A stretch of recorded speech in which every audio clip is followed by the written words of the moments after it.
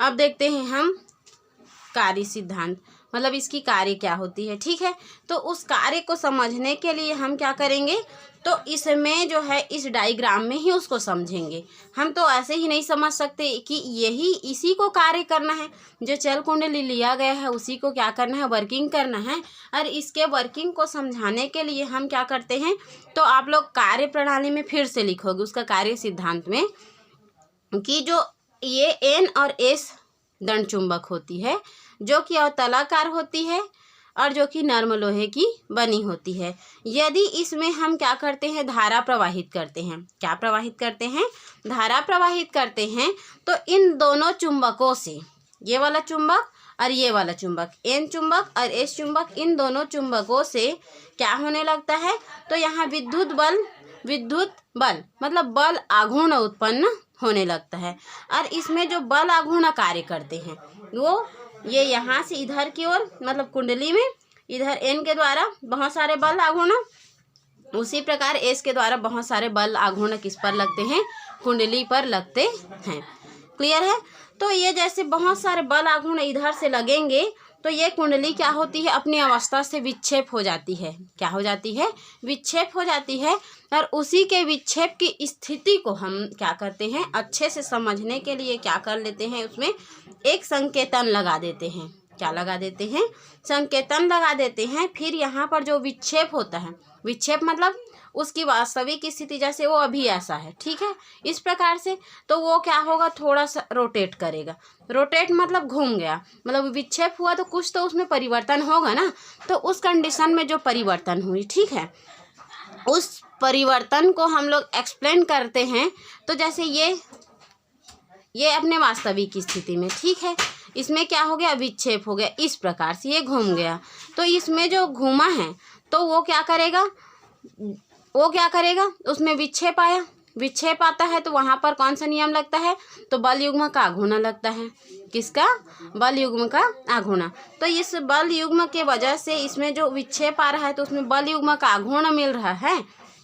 और ये जो नर्म लोहे की राड है जो कि समतल रखी हुई है वो क्या हो जाती है, थीटा एंगल पर घूम जाती है। कैसी घूम जाती है, थीटा एंगल पर घूम जाती है। और थीटा एंगल पर घूमती है, फिर उसमें हम लोगों का कौन सा बल युग्म का आघूर्ण मतलब प्रत्यानयन बल युग्म कार्य करने लगते हैं।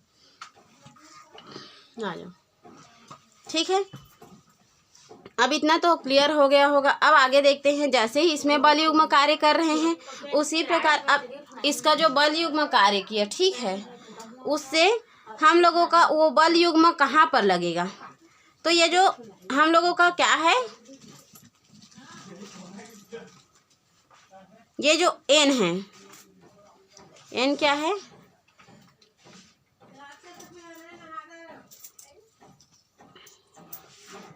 एन और एस ध्रुव आघूर्ण है, ठीक है। तो यहाँ पर जो एन है उससे हम लोगों का क्या होता है, एन, एन क्या है, कुंडली में फेरों की संख्या है।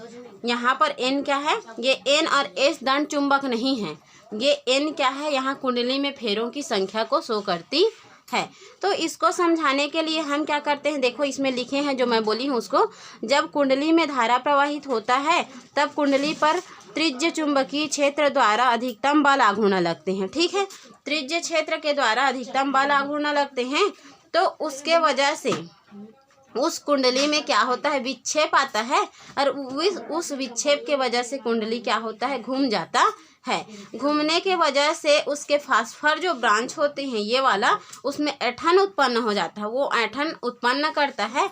और उस ऐंठन के वजह से वहाँ पर बल युग्म का आघूर्ण कार्य करने लगते हैं।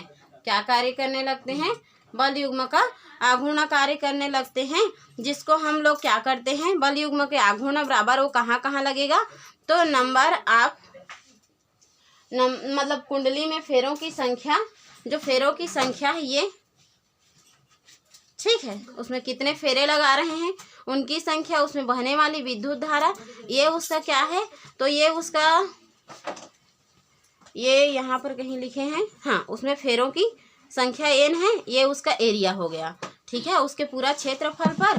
और बी क्या है उसका, तो बी उसमें चुंबकीय क्षेत्र की तीव्रता को शो करती है। और ये हो गया हम लोगों का एक बल गुणित दोनों बलों के बीच की लंबवत दूरी। तो एक बल गुणा दोनों बलों के बीच की लंबवत दूरी है, तो लंबवत दूरी या दूरी, तो इसमें एक डायग्राम बनता है। ठीक है,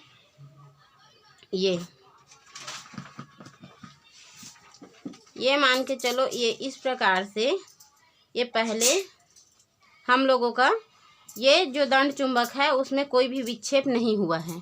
ठीक है, कोई भी विक्षेप नहीं हुआ है, तो वो इस प्रकार से है। लेकिन जैसे ही हम इसका कार्य प्रणाली स्टार्ट करते हैं तो उस कंडीशन पर इसमें बल युग्म का आघूर्ण लगता है। दोनों तरफ से जो है, दोनों तरफ से क्या हुआ, विद्युत बल आघूर्ण लगा। तो बल आघूर्ण के वजह से इसमें जो विक्षेप आई उसके वजह से ये जो है, इसमें जो नॉर्मल लोहे की राड होती है, कुंडली होती है, वो विक्षेप हो जाती है। तो यहाँ से विक्षेप होकर यहाँ आ गई, तो विक्षेप हुई जो कि थीटा एंगल बना रहा है। क्या बना रहा है, थीटा एंगल बना रहा है। तो यहीं से जो थीटा एंगल बनाया, तो ये इस पर दो बल कार्य करेंगे, एक ऊपर की ओर और एक इस डायरेक्शन में, और उसी प्रकार एक नीचे की ओर और एक इस डायरेक्शन में।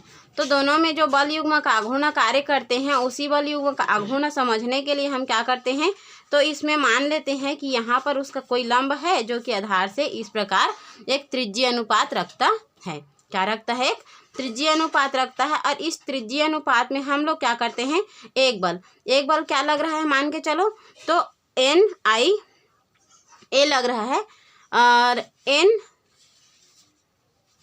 NIAB, यहाँ से एक बल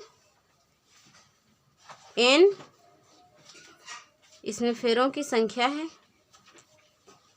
धारा और उसका क्षेत्रफल, इस क्षेत्रफल पर एरिया में, और उसकी जो दूरी है यहाँ से यहाँ तक चुंबकीय क्षेत्र की दूरी है B पर। ठीक है, तो उस कंडीशन में एक बल गुणित दोनों बलों के बीच की लंबवत दूरी, ये फॉर एग्जांपल था जो कि आप लोगों के लिए उतना भी इम्पोर्टेंट नहीं है। हम लोगों का मेन जो डायग्राम है वो ये है। क्लियर।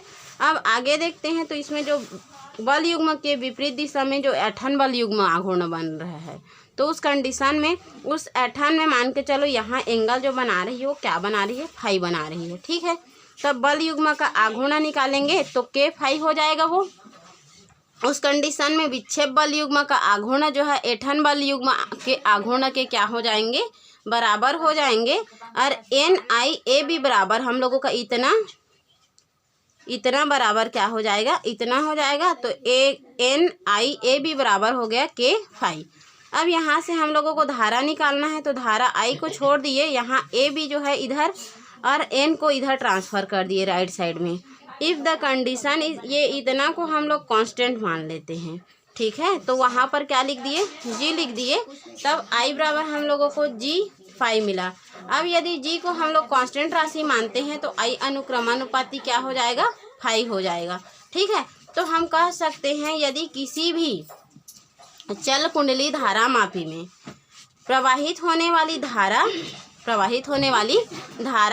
I का मान उस तार पर उत्पन्न ऐंठन, यहाँ पर जो ऐंठन उत्पन्न हो रहा है उसके विक्षेप के क्या होती है, अनुक्रमानुपाती होती है।